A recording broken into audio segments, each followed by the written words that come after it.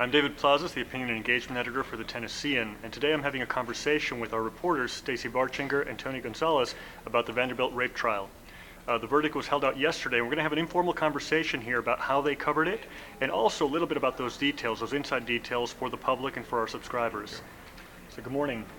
That verdict came quicker than I ever expected. Tell us a little bit about this, if you can reset the facts for this case for our audience. So we had two guys on trial. There's four defendants in the case, but only two of them were on trial over the past 2 weeks. That's Corey Beatty and Brandon Vandenberg. Vandenberg faced 9 counts. Corey Beatty faced 7.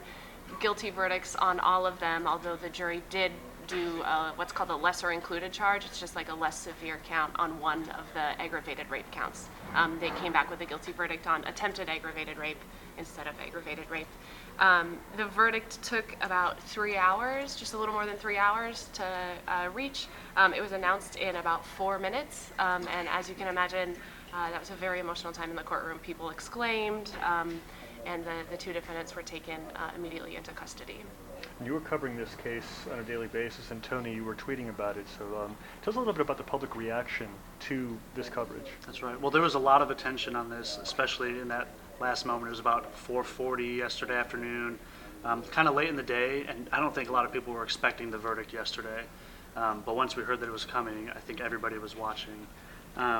We've obviously had a lot of reaction to the story for more than a year and a half since the allegations first rose. The indictments were in August of 2013. So there's been a lot of attention on this all along the way.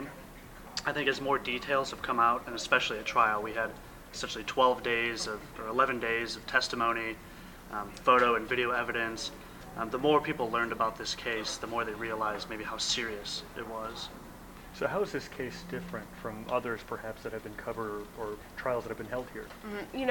Certainly one of the things, and Assistant District Attorney Jan Norman said this in her closing argument, like there's a point in every case where the prosecutors say, oh, we wish we had photo and video evidence of the crime. Well, they didn't say that in this case because they had it.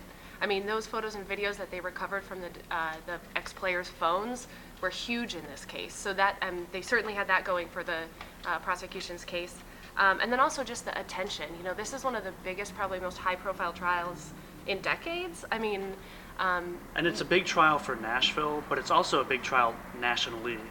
There aren't many sex assaults that actually go to trial. So a case involving these rape charges, college athletes, that actually goes to trial, where all of these details come out, and then obviously these very severe convictions, I think it's a rare case. And it's happening amid that national debate on sexual assault on college campuses. That's not just something that's happening in Nashville, that's everywhere with all these other cases that we've seen in the media. So tell us a little bit about the coverage and how it evolved from the time that you started to the verdict. One of the things is we certainly tried very hard to protect the victim as much as we could, whether it was not naming her or just, trying to respect what she is going through in this case. We got some feedback, and then about when she testified, we made a decision, our editors met, had several conversations, and we made a decision that there was a story when we needed to put in the graphic details of what happened in that dorm room in 30 minutes. We just kind of realized that maybe the public wouldn't understand how horrific it was, what she went through, unless we did that. And so, we were very careful, met a lot, did several revisions of how we would report that. We even left some of the details out. So since you had a handle on the public reaction to this verdict and to this case, tell us a little bit more of what you saw, both from social media and also in the newsroom itself. Sure, that's right. So I was live tweeting the verdicts as they came out, all 16 counts in a row. And as you can imagine, it was, guilty, the first count, and just guilty after guilty. So we're putting that information out in real time. It's happening very fast. Immediately, there was a huge response on social media. People commenting, retweeting. I saw a lot of people saying, finally justice, that sort of sentiment, or actions have consequences, those sorts of ideas. There was also obviously a lot of attention right here in the newsroom. This is a huge case, gavel to gavel sort of thing. We're following every development throughout the trial. Here in the newsroom, everybody was standing up, watching the verdict come across over the TV screens. We're obviously trying to push information as quickly as we can to the website, live tweeting, updating our story. And again, these verdicts came down very fast. We were, I think, expecting that it would maybe take one more day. So the whole newsroom sort of was put in motion. So there was just a lot of tension in the room and obviously nationally. Advocates for sexual assault victims have certainly paid attention to this. And do you believe that this has helped bring more awareness and helped other victims perhaps? Yeah, certainly yesterday after the verdict came down, we heard District Attorney Glenn Funk and one of the lead prosecutors, the Deputy District Attorney Tom Thurman, say this is the case that sends the message that they will prosecute these kinds of cases, that sexual assault will not be tolerated, and they will, work with victims and put defendants in court. And then, the victim, who hasn't really talked publicly, she did issue a statement yesterday, and she said, she hopes that this leads to a discussion about sexual assault on campus, not on campus. The words she said to other victims are, "You are not alone, and you are not to blame."